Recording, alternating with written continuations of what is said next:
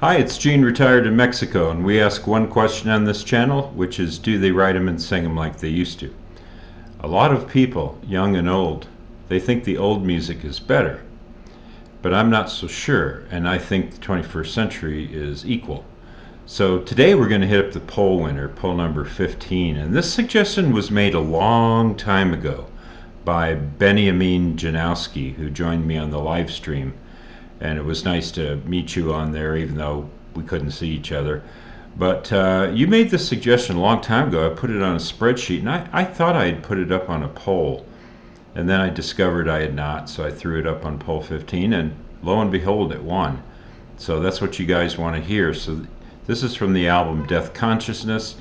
Now I picked a track myself. I picked track 2, Bloodhail, for a couple reasons. One, it's the most streamed on Spotify, and the second is it just has more lyrics. So I've gone ahead and done a lyric dive, cut and pasted those lyrics so we can follow along. And I will say it's bleak. You guys want to test me out, don't you? You want to see it. So, I wore my black shirt to get into the mood for this. And of course, I read about the famous lo-fi quality because apparently they recorded it on a laptop or something. That ended up becoming the master by a number of circumstances. So let's go ahead and hit this up. Deathconciousness. It's been called, what do they call it? Ambient. I don't know. Wikipedia has all these adjectives, and but anyway, it's a dark song. So let's go ahead and hit this up. Okay. Yeah, a lot of distortion.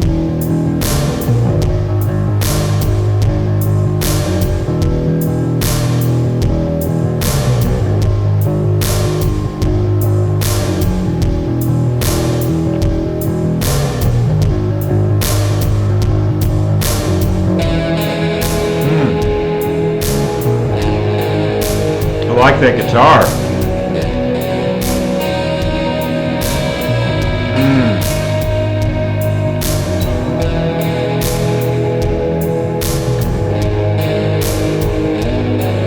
Just mid-tempo beat. Ooh, that guitar is just... I feel the top of the room come on, kill everybody there.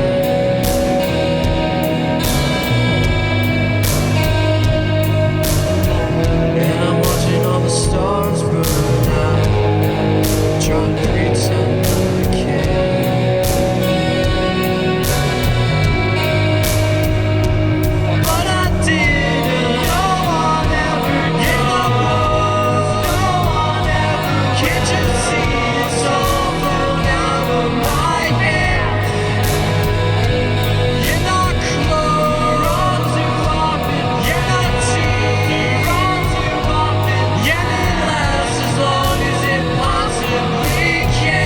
Those counter vocals, very nice.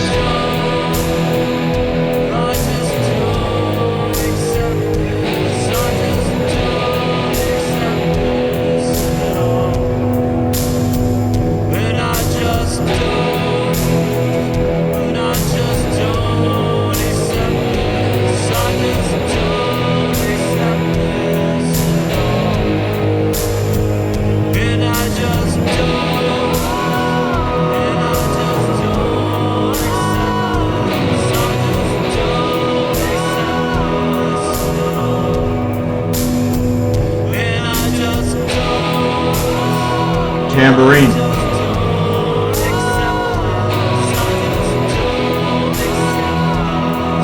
On the drum kit. Sounds like tambourine on the drum kit.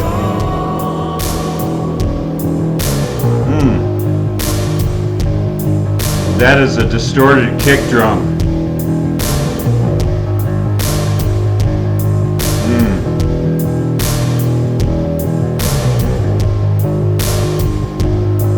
I think I'll just let this run, hoping that it doesn't get blocked.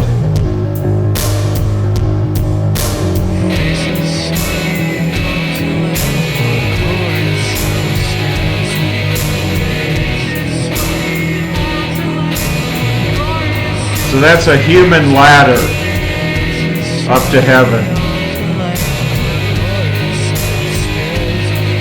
What a glorious set of stairs.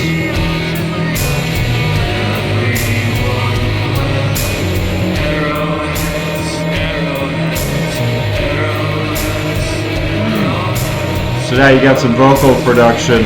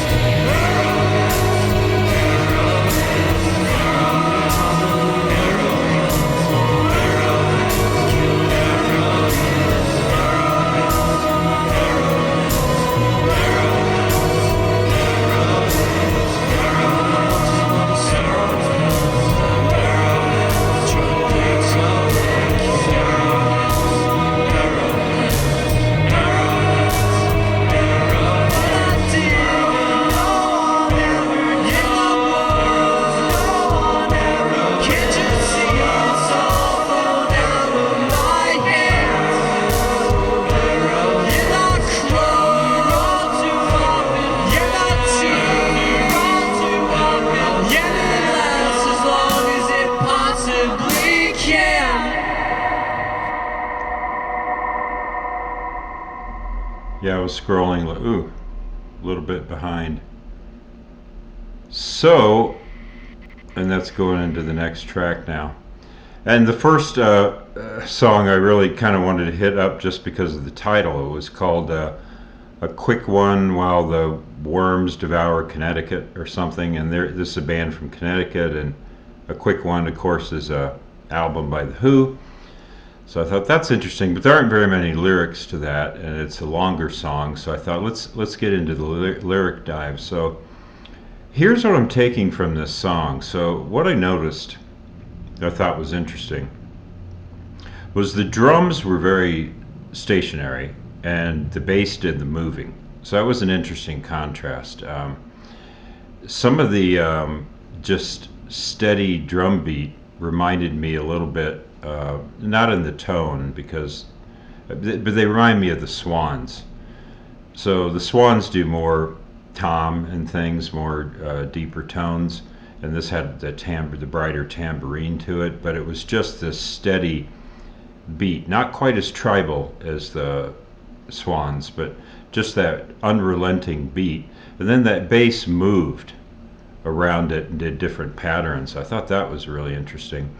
I think my favorite thing was the guitar tones, especially when they first came in. Those were dirty tones. They were great. I loved them.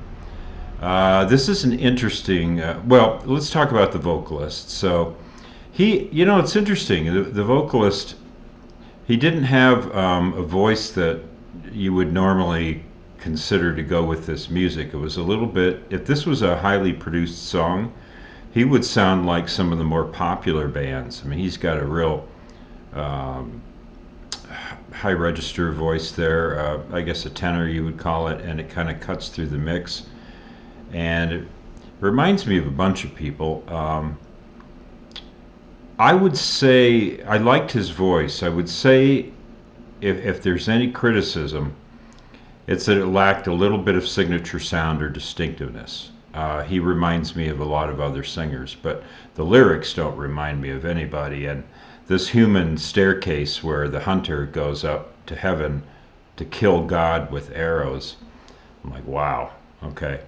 So that's some pretty deep mythology, and we've hit a couple other bands on here, such as Ghost and Billy Woods, that draw from a lot of mythology. And so this is at least the third. I guess Nightwish does too. So we've hit a lot of bands that hit up some mythology. Uh, yeah, pretty cool. So, I was thinking of, I'll tell you what I was thinking of during this, because this is the anti-serenity prayer song. God grant me the serenity to accept the things I cannot change. Well, this guy's saying, I'm not going to accept anything. I'm not going to accept what the cosmos has dealt me, and in fact, I'm going to climb a human staircase and go up to heaven and kill God. So, blow the roof off the place and kill everyone inside. Whew. Yeah, okay, so not only is he not praying to God, but he wants to kill God. So, but there's a bit of a metaphor, I suppose, in there. Some people talk about Nietzsche, and I think his quote is misunderstood. People say that he killed God or whatever. But what he said was, God is dead and we killed him. And he's talking about how so in the medieval times and before the Renaissance, it was almost impossible not to believe in God. It was so ingrained in everyone's conscious. And by the time Nietzsche rolled around, it was just the opposite. It was like, with all we've learned from science and all the advances in philosophy, how can you believe in God? And Nietzsche himself was conflicted about that, but I don't know if that was intended in this song, but the literal mythological going up to heaven to kill God, obviously that was some kind of symbolism. And in the modern era, I think you can definitely do that. But anyway, I hope he got over his depression, the singer. I read that he was in a deep depression when he wrote this. And it's pretty damn dark. But, I understand it. So I've had some depression back in the day. I got through it. And but I don't know if I ever went to the well like this guy did. But hey, that's his reality, and I like the song. What am I going to rate it? I am going to give this song sonically an A plus, sonically an A plus, lyrically an A, but with the vocalist, I'd say an A minus. So I liked it. So I hope that's a good score for you guys. It was a good song. Yeah, I'm going to give it an A minus. I think that's a good score. And the lo-fi didn't bother me. In fact, it made things cool. So I get that now. I'm like, okay, it's a lo-fi recording. So, there's that little part in the back of your head that says, well, if it's lo-fi, it can't be that good. But it is good. And this is when lo-fi works. So, great suggestion, Benjamin. I hope I say your name right.